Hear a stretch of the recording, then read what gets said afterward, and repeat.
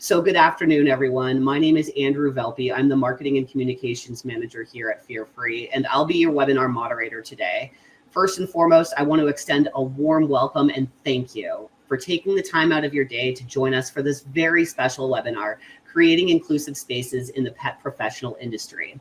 We do have a few housekeeping items that we want to share with you before we get started. So as I mentioned before, your microphone will remain muted throughout this webinar to minimize the background noise.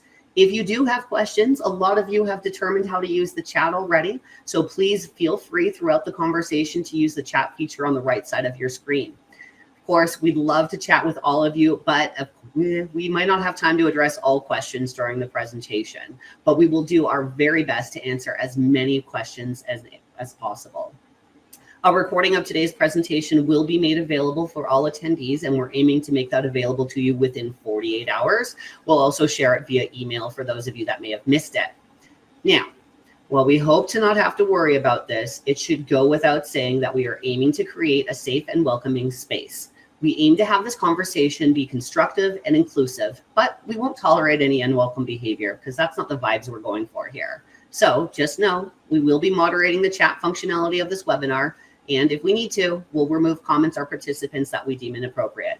But we're in a safe space amongst friends, so that's out of the way. Today's presentation is brought to you by Fear Free, Leaders in Animal Wellbeing. Our mission, if you don't know, is to alleviate fear, anxiety, and stress in pets by educating the people who care for them. This webinar is part of our ongoing commitment to foster environments where both people and animals can feel safe, valued, and respected. In honor of Pride Month, we're thrilled to present this discussion on creating inclusive spaces within the pet professional industry. Inclusivity isn't just about policy, it's about fostering a culture where everyone feels they belong and can contribute fully. Today's webinar will explore how embracing inclusivity leads to better care for pets, owners, and professionals alike. Now, with that out of the way, it gives me a great honor to introduce our host for today's webinar, Dr. Adam Chrisman. Dr. Chrisman is the Chief Veterinary Officer for DVM 360. As the brand voice for DVM's 360's multimedia channels, he is the charismatic leader known for bringing his wit, humor, and authenticity to animal health care through his various media engagements, which include the Fetch Veterinary Conferences, the DVM 360 publication, and the Vet Blast podcast. And, just some numerous continuing education webinars as if that wasn't enough. Dr. Chrisman is a staunch advocate for the LGBTQIA+ community, actively participating with Pride VMC and Possibilities. His influence extends across social media. Chances are you've seen him in your feed somewhere with a significant, and I cannot underscore that enough, significant following on TikTok, Facebook, YouTube, and Instagram, where he engages with both pet professionals and veterinary professionals. We are thrilled to have him here today with us as a friend of Fear Free, bringing his unique insights and passion for creating inclusive and supportive environments within the veterinary field. Dr. Chrisman, welcome. I'm going to kick it over to you. Thank you so much for being our moderator today. Thank you, Andrew, and thank you everyone for tuning in. Give me the number 1 if you're ready to rock and roll. Drop the number 1 in the chat because we're really excited to see your comments and your vibe. So thank you so much for joining us. We have wonderful, esteemed colleagues that are here. And for you pet parents tuning in, thanks for joining us. This is a wonderful topic on inclusivity, both in and out of the exam room. So let's get to meet our panelists and our fellow colleagues. You ready to meet them? Okay, first joining us is the one and only, put your paws together for Dr. Robin Downing. How are you, my friend? Thank you, my friend, Dr. Chrisman. It's really a pleasure to be here this afternoon. Thank you. And to those that don't know who you are, what do you do? What's your specialty? And maybe a fun fact about yourself. So a couple of things. First of all, I'm both a doctor of veterinary medicine and a doctor of clinical bioethics. I'm the hospital director for the Windsor Veterinary Clinic and the Downing Center for Animal Pain Management. And there are actually a couple of fun facts I'd love to share with our audience. The first is that at 66 and a half years of age, I think I am the oldest person on this panel. The second is that I am the longest practicing veterinarian on this panel. I started practice in 1986. Long before many of the people in our audience were even born. Third, I have been a lesbian all of my life, just like Melissa Etheridge. Fourth in August, I will celebrate 46 years with my wife, Sharon D. Nair, who has been my practice manager as well for over 3 decades. And what I like to tell my, we veterinarians talk about dog years and human years. What I like to tell my cisgender hetero friends is that 46 years with my wife is like 150 straight years. And then my final fun fact is that it never occurred to me early in my career that I would have the privilege and the opportunity to serve as something of a lesbian icon in our profession, because I chose to live authentically in the public arena of practice, but also in the public sphere writ large when I became a professional speaker. And I have lost track of how many colleagues in the 90s and the early 2000s who would come to me at some point and say to me that my choice to live authentically in the public sphere gave them the opportunity to find their own strength to do the same, to live authentically in their public arena. Many of them in industry, many of them in practice, in a profession in those days that was decidedly misogynistic and homophobic. So what a privilege it is for me to be here today to share this opportunity with you and our colleagues on this panel. Thank you, Dr. Downing. Thank you for sharing that. And congratulations as well. And I didn't celebrate my fun fact. I'll be celebrating 20 years with my husband, Chris. We've been together, married 7, but 20 years together. So yes, that's a long time, everybody out there. Long time. Yeah. So thank you for joining us. Also joining us, give us the number 5 as a congratulations to Dr. Mo Miller joining us. Everyone, drop the number 5 to say hello. Hi, Dr. Miller. Hi, thank you so much for having me be a part of this panel. I also want to shout out, thank you, Dr. Downing, for paving the way for all of us newer and younger vets. We, as a queer community, would be nowhere without our queer elders, and I'm just so appreciative of everything that you've done for our community. So I'm Dr. Miller. I use they, them pronouns.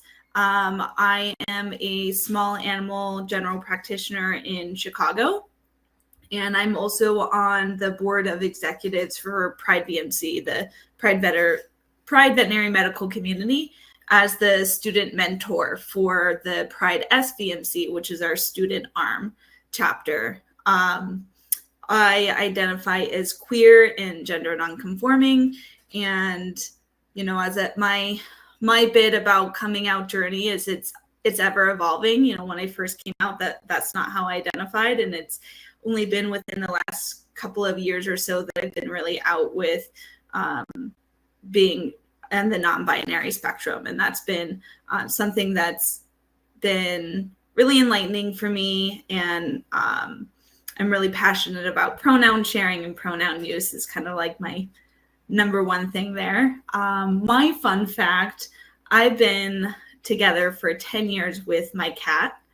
Her name is Tonks. So I have 2 cats. One name is Tonks. I've had her for about 10 going on 11 years. And then I just got a new guy in October, and his name is Neville. So I'm a huge Harry Potter fan. I love it. That's catastic. Thanks for joining us.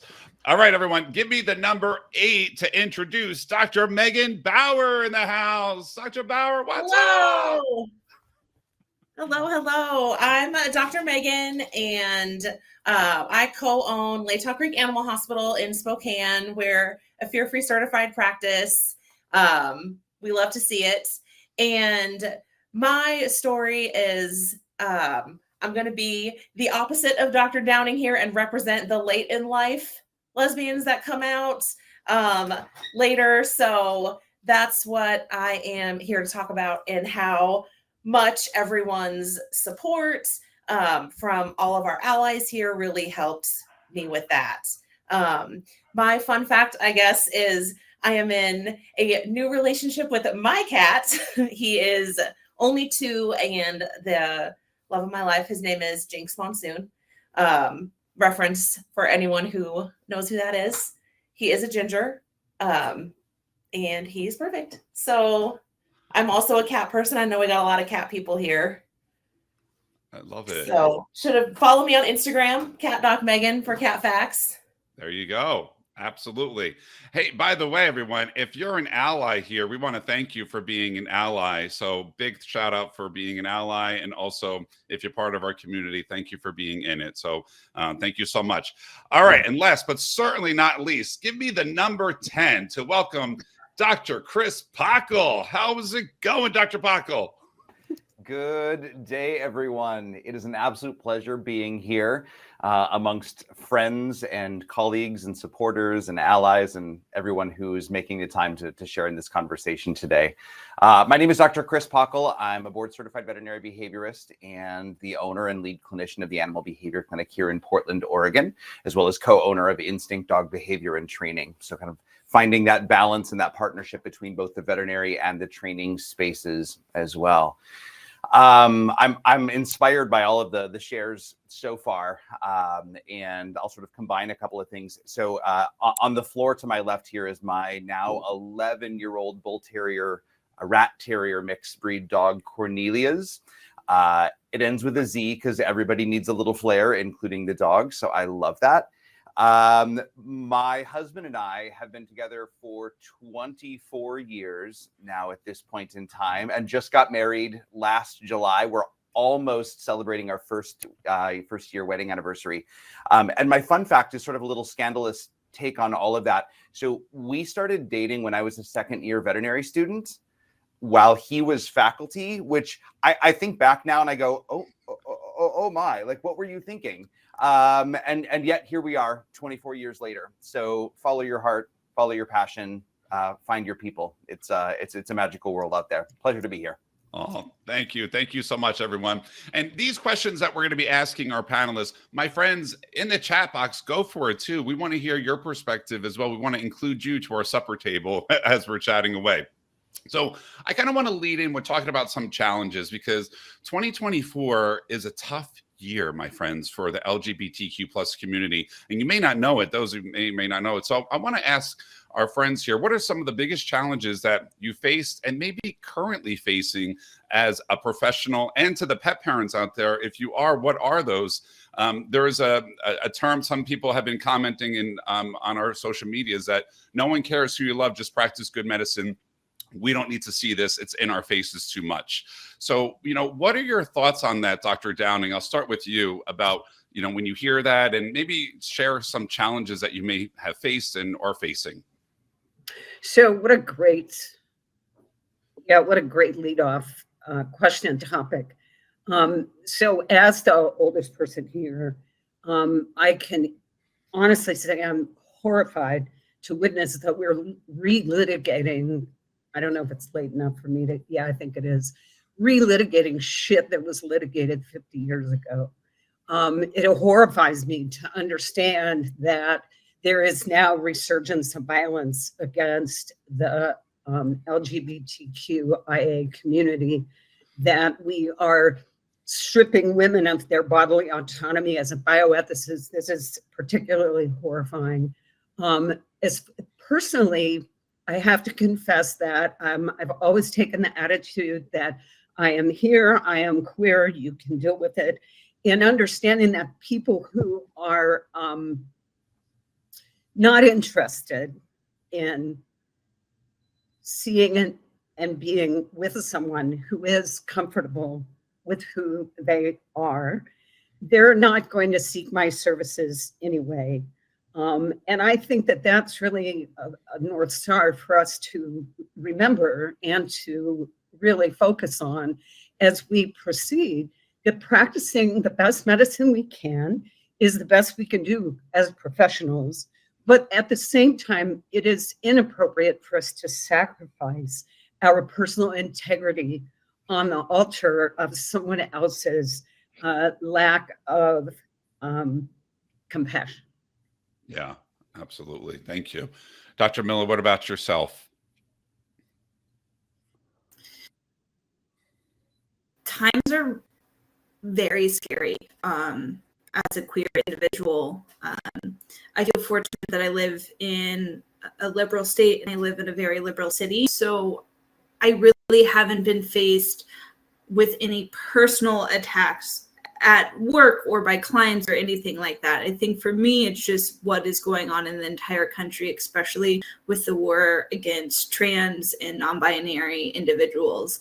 And we're seeing those effects on our students. So as the student mentor for Pride, we're hearing, you know, some of the effects that are happening, you know, like you're not even at some of the states allowed to have words like pride as a club anymore, because that is against these DEI initiatives. And we are having individuals having to move out of their state where they have established works and relationships and all that type of stuff because they're under attack.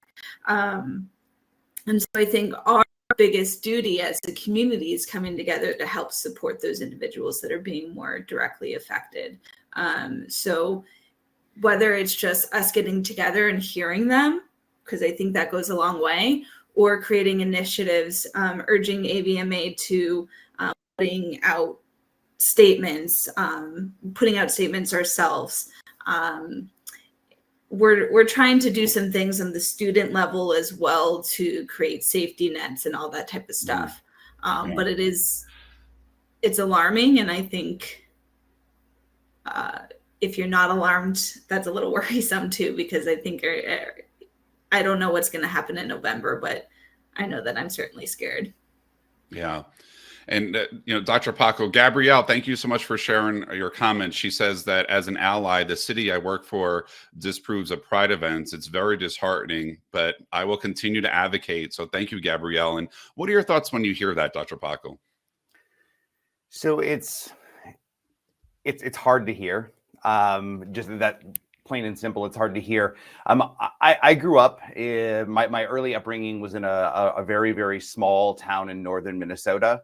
It's very sort of conservative, although Minnesota is, when you think about sort of Minneapolis, St. Paul, it tends to skew a bit more on the liberal side. But for many states, once you get out of the cities, right, the vibe changes. So I grew up with a lot of what we're talking about here. And the reason I bring that up is I at this point in my life, pushing 50 at this point, I really lean into the idea that anything that sort of embodies an us versus them attitude is problematic no matter what, along whichever lines we're dividing. And so, you know, I think I lean into the idea that, you know, I can certainly have different views than someone else and choose humanity. And so I tend to lean into that more as the messaging. And, you know, you know, as I've heard from multiple individuals, I think it's Brene Brown that I, you know, would sort of speak to in this one, the idea that it's hard to hate somebody close up. And so for me, it's a matter of relationship building. And again, I'm not saying I'm endorsing someone else's views by reaching across the aisle, so to speak, but also getting to know people and understanding, again, not validating their viewpoints, but understanding where they're coming from as a way of embracing conversation and community and that bridge. And so I hear all of what's been mentioned already. I feel the same sense of danger in sort of just living authentically in my life and also continuing to choose that embracing of humanity in the bigger picture. And you know, it's hard. So I don't know that I've got more to say on that one for right now, but it's tough.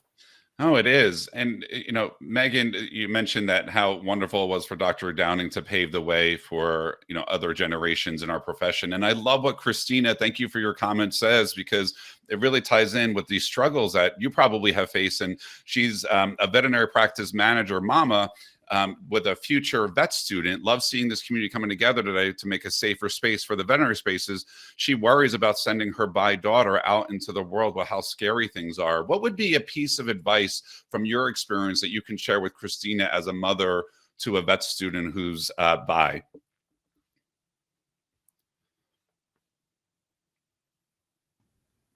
Sorry, I thought you were asking Dr. Downing. Oh, it's your turn, Dr. Bauer. Sat like, okay.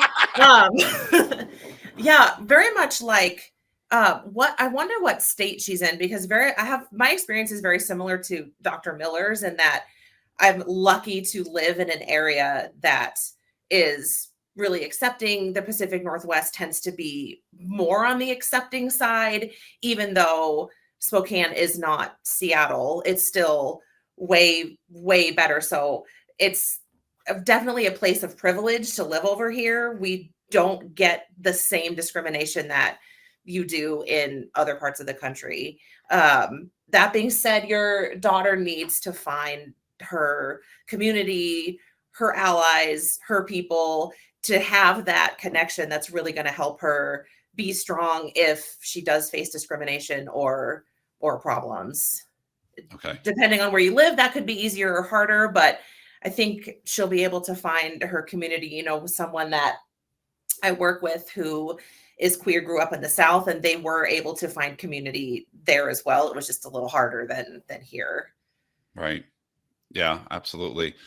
There's great conversations coming in on the chat, and I think it really does come into what we're going to chat about, Dr. Downing, on representation and visibility. So how important is representation and visibility of the LGBTQ plus individuals in and out of vet med? This goes for pet parents that are tuning in, as well as veterinary medicine. What impact does it have on younger or aspiring future veterinary professionals like we're talking about? Well, I think that visibility is enormous, because we are, by and large, can be considered sort of an invisible community, because we have the opportunity to sort of pass.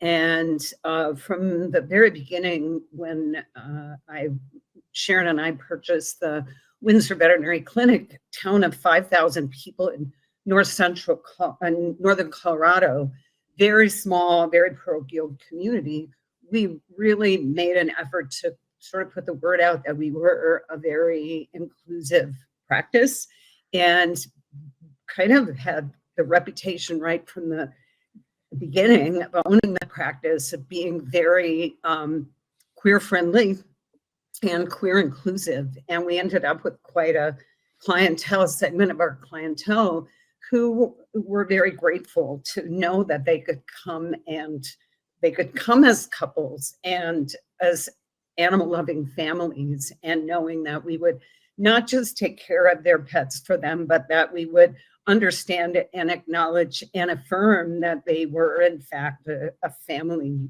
unit. I know that it was a challenge as I look back. I don't think I realized it at the time, but as I look back, it really was a challenge not to have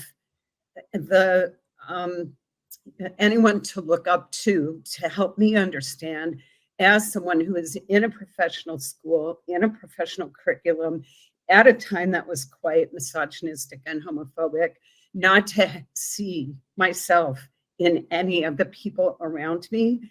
And as a consequence of that, halfway through my second year of veterinary school, I came very close to dying by suicide, because I was back in the closet and keeping my personal life completely separate from my school life, and realized that this was just not, I didn't want to die. And so back out of the closet I came, and I had classmates who were really very, not physically violent, but very emotionally violent at that time.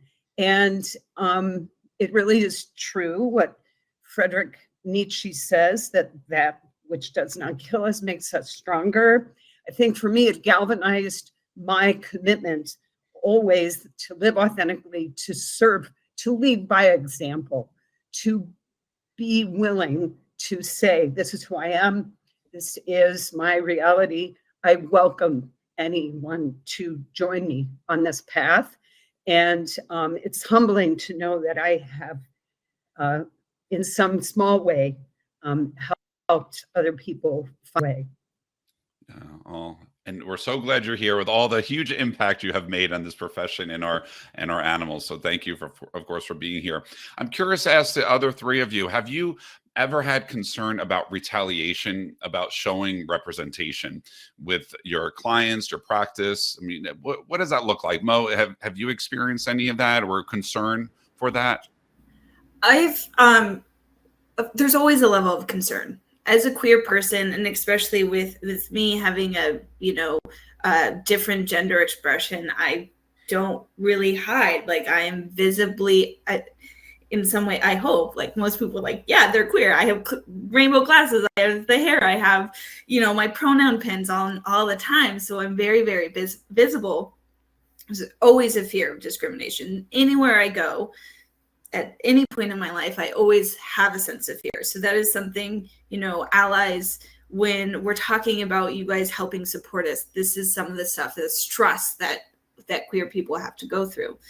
For me, on my thoughts about discrimination for being hired or in my workplace, if I am applying to somewhere, we all know veterinary medicine is very difficult. As a student as well, like, it is not an easy thing. I am not willing to apply anywhere where I'm not visibly out, where I'm going to have to hide my identity. I make it very, very clear on my applications, because if that place is not going to be accepting of my identity, is not a place that I want to work at.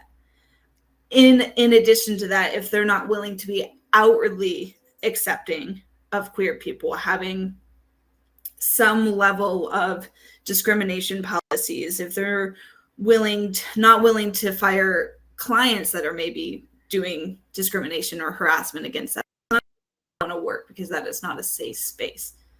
We need to create safe spaces for queer people and our employees. So the comments that coming through was, about businesses, about them being inclusive and losing clients. I'm not a business owner, so, maybe my thoughts are different, but lose those clients. I don't, like, that's harassment. We don't tolerate harassment in many, many forms. You wouldn't tolerate someone berating your staff because of whatever it might be. We shouldn't be tolerating people that are going to be promoting hate speech to our staff. Right. Well said, my friend.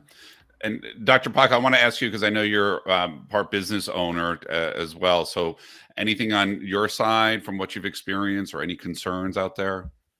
Yeah, it's definitely something that's on my mind as a business owner. I have a relatively diverse queer staff, especially on the training side of the businesses. We've got a team of, pushing 26, 28 team members right now. So their safety, emotional and physical, is really always on my radar as something that I'm mindful of. And similarly, we're not going to continue a business relationship with individuals who are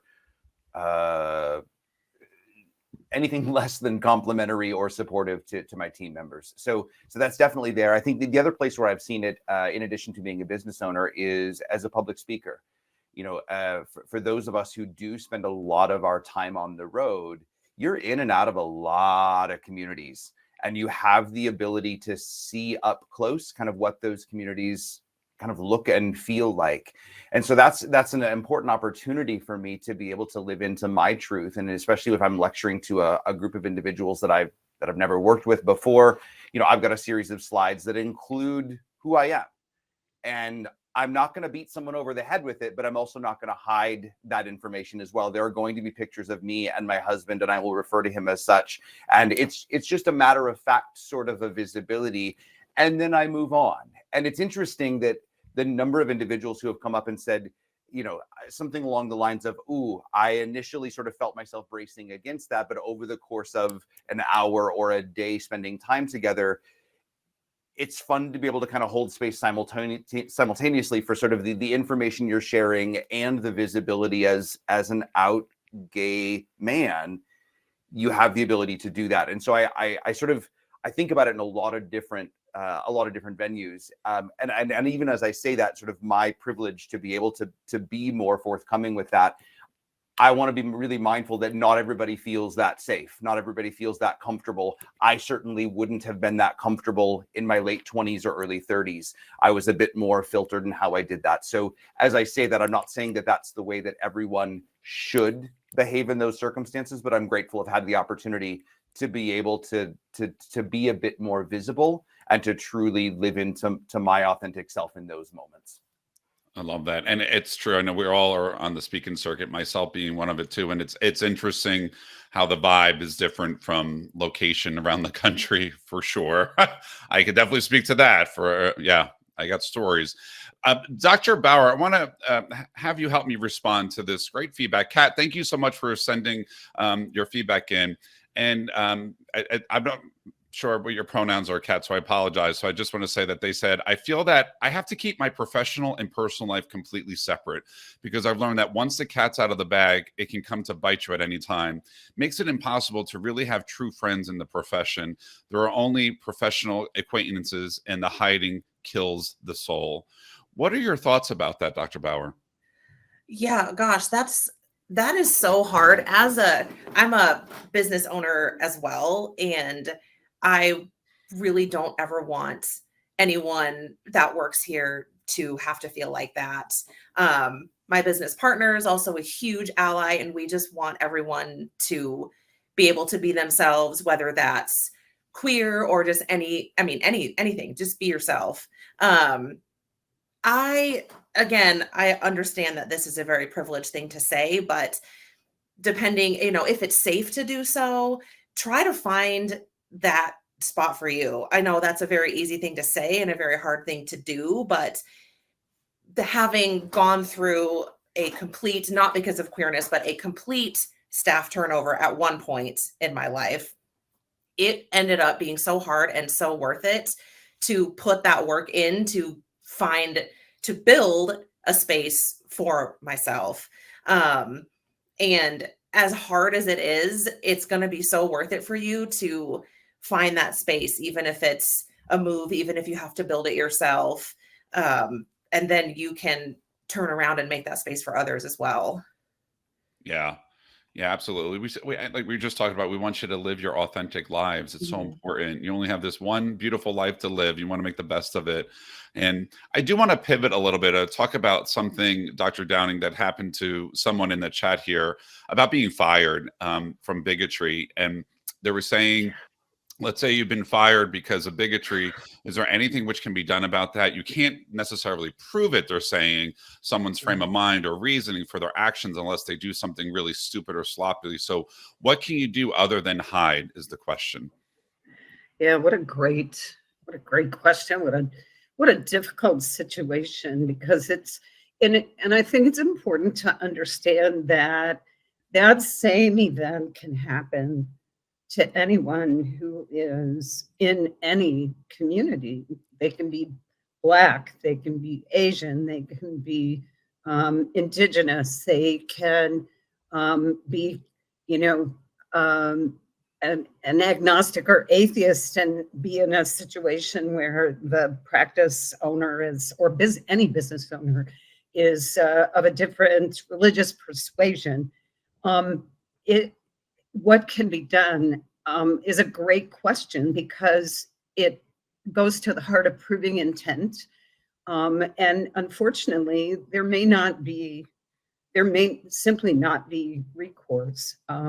People with another community, potentially marginalized community, I think of, are individuals who are neurodiverse, who have differences in their physical or mental abilities that could be somehow weaponized against them. And not being an attorney, I am afraid I don't have much to offer other than really reinforcing what Dr. Bauer said about finding that space that is a safe and inclusive space. And I do want to go on the record that as a business owner, I see anti-queer sentiment with the same lens through which I see things like, I had a client who showed up at my practice drunk and abusive, and he was fired on the spot. Please don't come back here. You are not welcome. I've had clients who have been verbally abusive to my team, never to me, but to my team. They're so interesting what they're not willing to say to the doctor, but they're willing to say to someone who is not the doctor. Those people were summarily fired. You are not welcome here. I don't see anti-queer, just anti attitude being something that any business owner should or needs to be willing to tolerate, no matter where we live, no matter where it is that we conduct our businesses. Yeah, no, thank you so much for sharing that. It's resonating in the chat right now. Everyone's talking about this because it's I like what Alex is saying. It's partially why I'm my own boss right now, is you can be in control of your own destiny there. And Mo, we have quite a few allies that are in the room right now, and they're asking about what else can be done. What can we do to help support the LGBTQ plus community? And I'm assuming all of us are pet parents in the room, but what are some things that they can help with our fellow LGBTQ plus community? Yeah, I mean, I think if we're talking like, first I want to go back to the last question or about people being fired. Pride VMC does have a job board listing for clinics that have gone through some of our vetting process to be able to post that they have jobs available. So if you're looking for a job, and hopefully there's one in your state, that will at least getting into that job board shows a level of inclusivity. I really apologize, and I'm so sorry for those of you that are experiencing discrimination you're not able to find those inclusive jobs. There are a lot of virtual support platforms, whether it's through veterinary groups or just on their own. But as far as like veterinary groups, I do want to promote Possibilities. Is a really, really great platform. You don't have to be, a vet to be on it. You could be anybody in the veterinary field. We're starting people at 13 now. So even if you're younger, you could be a part of this group. And it's a mentorship and community building platform. If you're struggling to find community, that is a place that you can find some outlets. The question that you had asked, Adam, about what can allies do? I saw some of the other stuff coming through about like inclusive language. Another thing to promote is the Gender Identity Bill of Rights. I do encourage everybody to take a look at that. That is on Pride VMC's website. It will kind of go through the basic outlines of what every individual, whether they're queer and in the LGBTQ community or anything, what rights they have as an individual. So it's like right to an identity, right to name, right to not being discriminated against. And so I think that would be something that could be really beneficial for all individuals to take a look at. And you can also be, if your whole clinic goes through it all, you can have your like company logo on. Other things like allies can do to help improve their allyship, not just for the queer community, is do diversity and equity training. There's a lot of resources online. Some of them are free, some of them are paid for. If you want to do one specific to veterinary medicine, Purdue has a diversity training program that I went through that was helpful, and it goes through, generational biases. It goes through racism. It goes through LGBT. It goes through all the different categories. So that's a really good training platform. You could also check out like Harvard Implicit Bias. Check what your biases are, because we all have them. There's a lot of things out there online. And if you're looking for a jumping platform, as a member of Pride VMC, they have a really big of different platforms and things. So you're not having to recreate the wheel.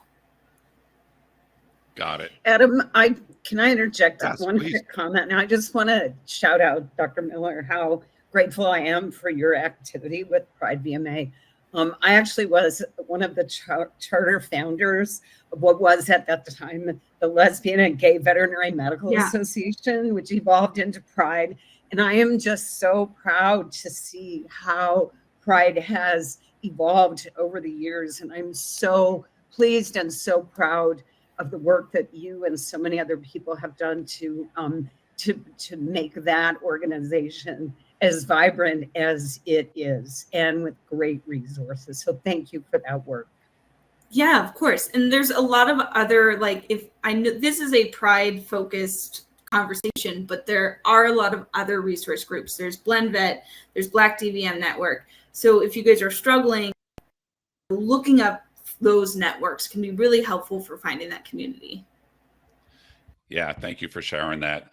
And as we're wrapping up, to open up the floor to you guys to ask more questions, all of you out there, Dr. Pacle and Dr. Bauer, I want to ask you, let's talk about moving forward. What does progress look for the LGBTQ plus community moving forward? What are the hopes that you have for future individuals in both in our profession as well for the pet owners tuning in? And what changes or advancements would you like to see in, say, the next 5 to 10 years, Dr. Pacle? Yeah, I guess the easiest way to answer that question is I would love to not have to have this conversation. Yeah. You know, I'm happy to have it. I love being here for it. And also I don't like having to have it for someone who has experienced significant portions of their life not feeling able or safe to truly lean into who they are as a person. I would love to be able to show up in the world and not think twice about it. Maybe that's a rainbows and unicorns sort of naive view of the world. And I don't actually know that we'll ever accomplish that, but that's what I keep my sights set on is being able to truly embrace that diversity in all of its forms, honor the individual in front of me, and to continue to support initiatives that move in that direction. Whether that's legislative, whether it's practice management, whether it's peer-to-peer relations, whether it's the organizations like Pride VMC and all of the other resources that have been mentioned, continuing to lean into that, ideally so that at some point we don't have to, is the way I think about that. Yeah, thank you. Dr. Bauer? Yeah, I agree with Dr. Pacle, right? Like not having to think about this anymore. But I think in the next 5 to 10 years, or even now, thinking about how this affects our clients as well, because we've talked a lot about, our allies supporting us and firing clients that are bad, and discriminatory. And I've had even as well the opposite experience where I've had more than one queer client say, I'm so glad I found you guys because my last vet discriminated against me. So being accepting is not just for us, it's for them too. And then the pets get the care that they need because they're not, speaking of fear-free, their parents are stressing out when they come in because can I bring my husband? Can I bring my wife? Can I be myself? Do I have to mask? Do I have to hide to get my sick pet the care that they need? So just being that leader for the community as well, especially in areas that maybe are a little bit more behind in acceptance, and being able to provide that for our community as well. Yeah, I agree. And I mean, I just want to add, we need to keep having these conversations, and hopefully there's more progress that's made. Just 24 hours ago, there was a post that I put of myself and my husband from Disney, congratulating Pride Month and celebrating our allies, thanking our allies. And to quote the comment that says that you're disgusting, keep it just about veterinary medicine and leave it at that. I won't. And we're not going to, because words matter and representation matters, as we all know. And so that's why we have these kinds of important conversations that we have here today. So, okay. Can I just say one really quick thing about that? Please do. About keeping it within vet med. Vet med doesn't exist without the humans, both the staff and our clients. And so there's no keeping it just on the animals, because if it's not an inclusive and safe space, then we cannot get anything done for our patients. Give them a round of applause right there. Round of applause to them. So just before we go on, I wanted to do a pulse check with everyone. We had committed to an hour, but we wanted to kind of see, based on some of the feedback that we've been receiving, if you all panelists and hosts are okay with running just a little bit over to give us a little bit more time. I'm putting you in the spotlight and asking you under pressure. But if you guys are okay with that, we'll give it about 10 more minutes before we take questions. Is that okay, everyone? Dr. Chrisman, I'm looking at you as host. I know. Don't mind. I do have a hard stop at 1. I'm sorry not to be the buzzkill, but please have the conversation without me, please. Gosh, look at me as the buzzkill. But no. I put you on the spot. That was on me. It's not just you. I have to go do surgery soon as well. But I'll Okay, stay. so why don't we do this? No, they're saying I'm good. I can stay longer. Oh, God. Oh, wow, you've got them on your wrist. That's impressive. Yeah, that's what I keep looking at, is to make sure that Why don't we do this? Why don't we talk about a supportive team, right? Come on. There you go. I Right. love it. Why don't we give this another 5 more minutes of just general conversation? There's some great questions coming in. While you're watching, please feel free to throw your questions in the chat so the panelists can answer them. And just before we move on to that, as Dr. Chrisman does have to leave soon, if you all wouldn't mind taking a moment to drop your social handles if you're comfortable sharing them, so that way everyone knows how to keep up with the conversation online. Yes, absolutely. Thank you so much for that. And yes, as we're doing that, I wanted to ask Dr. Downing, there was a great question that came in. They were saying, is it difficult balance of being yourself and being, quote, safe? Another great question. So my personal experience is that I have not had that challenge of being myself and being safe. I have chosen, it's a lifestyle choice for Sharon and I to live in small communities. My first practice community was in North Central Wyoming from 1982 to 1986 to 1991. So in the way back, and it was all about the cowboys and horses and cows. And even there, we were certainly not out in the way that we are now, but I never felt unsafe. I actually have felt much more unsafe around clients who were abusive, verbally abusive in my practice than anything directed specifically about being gay, being out and being gay. There was a comment in the chat about if we as business owners and practice leaders are unwilling to create a safe environment for our teams and for the humans and as well as for the pets, that we will suffer the consequence of valuable team members exiting our practices because we've not created an environment in which they can feel safe. So I do, circling back to your question, understand that I live in a very privileged space, have had that privilege for my entire almost 40-year career of being able to feel safe, being who I am. I know that not everyone feels that same privilege, but I've also been really, Sharon and I have always created a space where our team can feel safe, no matter who they are, so that we haven't had an exodus of staff because we have failed as practice leaders to provide that safety for our team members. Great. Thank you so much for sharing that, Dr. Downing. Dr. Bauer, I love this comment. I know you love it too. And they said, I would rather have an ally try and miss the mark a little than not try at all. We can tell when it comes from a good place. Talk to us more about that, everyone. I think this is wonderful. So I'm giving you the number 5 in the chat. Hold on, let me put that in. But tell us about that, Dr. Bauer.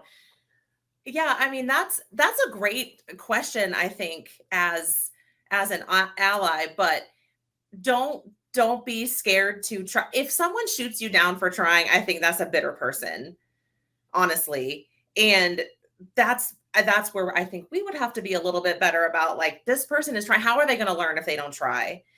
And all the questions of how can our allies support us? How can our allies support us? If they're trying to get your pronouns, if they're trying to support you and maybe it wasn't quite the way you wanted, that's a great learning opportunity, but they've got the spirit. Yeah, they do. So, they got it. Absolutely. Thank you. So thank you. Yeah. And be prepared to have some uncomfortable conversations. That's okay. I mean, we're always learning about DEI moving forward. That's the beauty of progress and working together. And Dr. Paco, there's another comment, and curious to get your feedback and advice on this. As a community outreach manager at an animal rescue, in rural South Carolina. How can I best support my fellow teammates, volunteers, and community members to create a safe and inclusive environment, especially if there are currently no active resources within their organization that focuses on DEI and other such things like compassion fatigue? Such a great question. And, I think, gosh, I can think of at least 5 different ways that I want to answer that. Lead from the front. Set those boundaries and really be clear about sort of, to the limits of what you have the ability to do within your organization. Meaning, if you are the ultimate decision maker, you're going to have more power, more privilege, more opportunity. But I would love to believe that everyone has power and influence within their own sphere. And so, taking those opportunities to lean into some of the things that we've been talking about here it's a great starting point. And in sort of the same spirit of embracing those who are trying, even if they're not perfect, I think sometimes we allow sort of this perfect vision. Oh, if only I lived in this place and in with this job and this place that did all the things right. And so anything less than that feels like a failure. And yet I may be a little bit biased coming at this from the world of behavioral therapy, but we have to start where we are and figure out what would a next accessible step look like.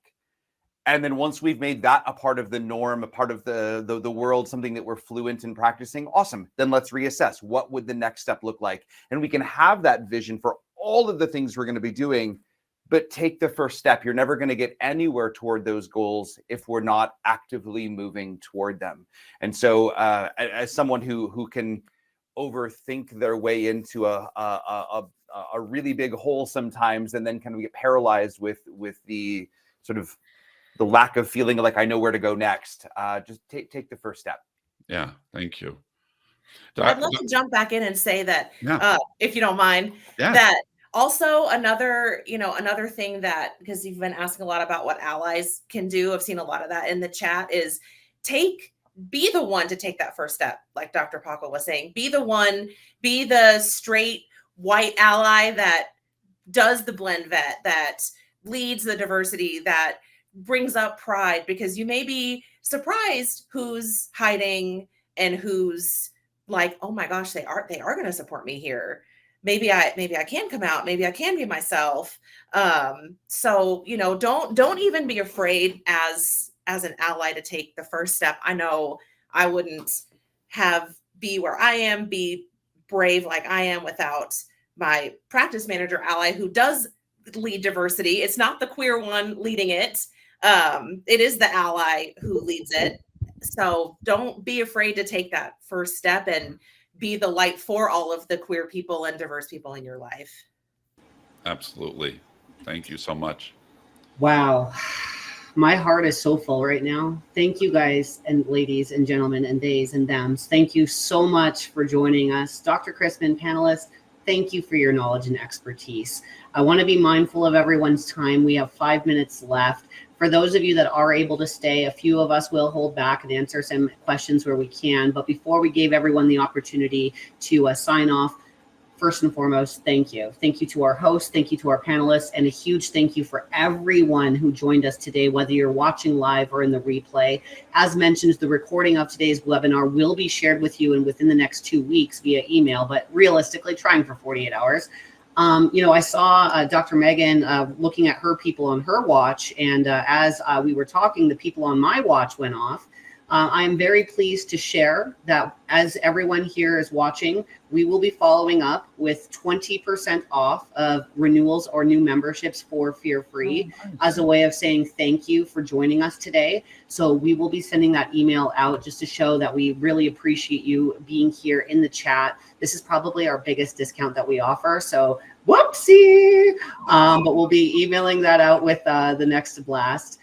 We hope, more importantly, that you all enjoy the rest of Pride Month. And remember, it doesn't have to be 1 month. Pride could be every day. Live your life. Be you. Love is love. And as allies and supporters, we will continue to make our commitment to have Fear Free join in where we can. So before I throw it back to everyone to say their goodbyes, we'll stay back, as I said. Be sure to follow all of us on Fear Free Pets. We would love to keep this conversation going. But on a personal note, I'm looking at the beautiful faces in this panel today. Thank you. You're going to make me cry, but thank you. This was such a powerful conversation. We couldn't have done it without you, and we're learning so much. So thank you for being vulnerable and showing your humility. I can't. Yeah. Thank you. Are we done? Did we wrap up? I have to be that one that's going to ask the question.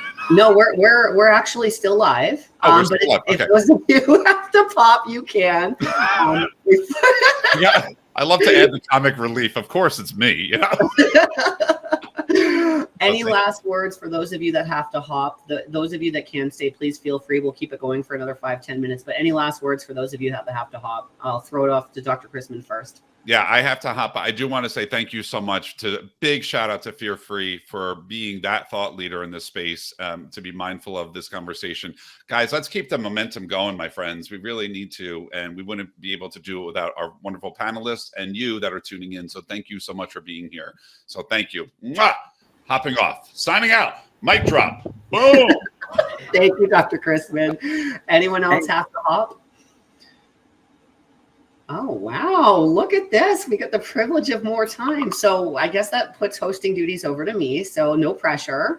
I cannot compete or fill the shoes of Dr. Chrisman, but we do have a few more minutes, team. So if you are in the chat and you have some last minute questions, this is a freestyle. So feel free to add in your questions. You know, one thing that I'll ask while we're waiting for questions is, you know, we always are learning to become better allies. We've listed a bunch of resources. You know, I heard one of you say, be vulnerable and have those tough talks. But what would you say to somebody who doesn't even know how to approach those conversations? Maybe they feel uncomfortable asking. It's in 2024 is still a tough point. So Dr. Miller, I'll turn it to you and then just let the chat panel kind of go from there. I mean, I think we've already said, like, if you feel like people are always so worried about my pronouns. I mean, people slip up all the time, and it's not a big deal. Like, you just correct and you move on. And I'd rather people be making efforts than not. But if you're really afraid to just know you don't know anything, Google. I mean, there's so many resources online. You can watch videos, you can read blogs. Like, there's books. Like, there is so much content out there. If you don't even know where to begin, maybe just start with your basic terminology and then working towards there is on Pride's website an allyship toolkit. Like, there are so many things out there that you shouldn't be afraid to go online. If you're afraid someone's going to find it on your web search or whatever, there's incognito, whatever. There's so many resources out there. So read those first and then maybe start showing up if you're really nervous. Great answer. Anything else from the three of you? I'd love to add something there if I can. And that is, anytime we're trying something new, and again, so much of my perspective is so flavored by the practice of behavioral medicine. But anytime we're practicing something new, it literally takes practice. It takes time, it takes repetition to gain that level of fluency. And so if you're worried about having that difficult conversation, see if you can start easier. You know, maybe maybe you find that article, you're like, ooh, this really spoke to me. Do you have a trusted friend from another aspect of your life that's not the 10 out of 10 hard conversation that you ultimately may need to have? But do you have that trusted friend where you can say, hey, can you do me a favor? I'm reading this. I'm trying to increase my knowledge and my level of comfort in having these conversations. Could you read the same article and we can schedule some time to chat about it? Giving yourself the freedom to mess up in a safe space. And then you can say, okay, that happened. I didn't die. I've got a little bit more comfort than I did before. And then what? And we can work our way just like we do with those reactive dogs and all the animals out there with big feelings that we work with, you know, especially in a fear-free community. Start with what's doable, create the approximations, set your sights on that end goal. But that's probably not the easiest or most effective place to start when the stakes are really high. Set yourself up for success, and it gets a whole lot more comfortable along the way. I love the fear-free tie-in. Why make it harder? Don't let your FAS scale go all the way up to 5 while trying to have a conversation, right? Little treats along the way. Excellent. Well, you know what? I'm looking and it seems like we've had, Dr. Downing, did you have something to add? I just wanted to build a little bit on what Chris just said. And first of all, I really, you framed that so beautifully through the lens of a behaviorist, of course. But from the other side of the table, one of the things that I have found has served me so well, and this came up probably about halfway through our collective discussion, is that issue around relationship building and encountering people. So I've owned this practice now. Sharon and I have owned this practice since 1991. And that means 33 years we've been in this space. And we have clients who've been our clients for 33 years. I have one family where 3 generations of the family are clients of ours. So I knew them like before they were even a gleam in their parents' eyes until now they're adult children with their own pets. One of the things that has served us so well in a small community as we are is building those relationships and being very matter of fact about who we are and what we do and how we do it. And what has emerged is that, for instance, I have a client who has 2 trans children who has shared those kids with us all through the entire piece of their evolution as humans, including her sharing with me that I was the first person outside of her family with whom she was even willing to go there, and that the kids felt so comfortable knowing that their mom had told me about their emerging reality.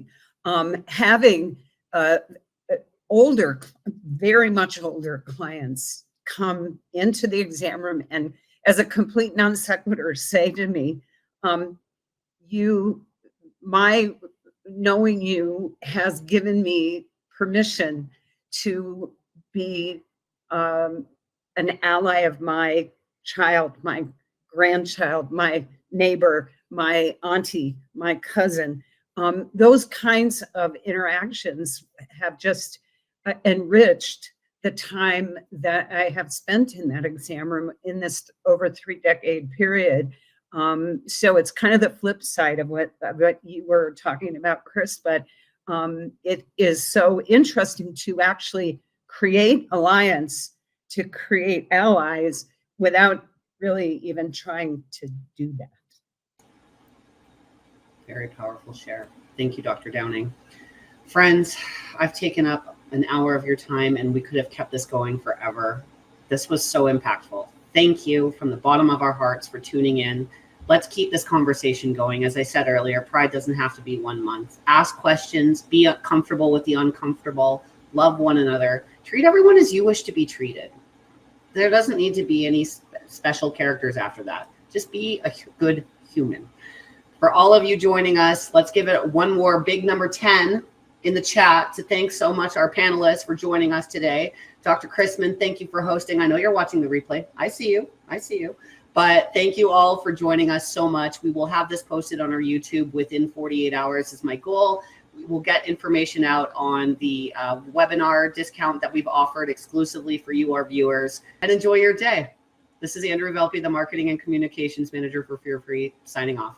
Thank you all.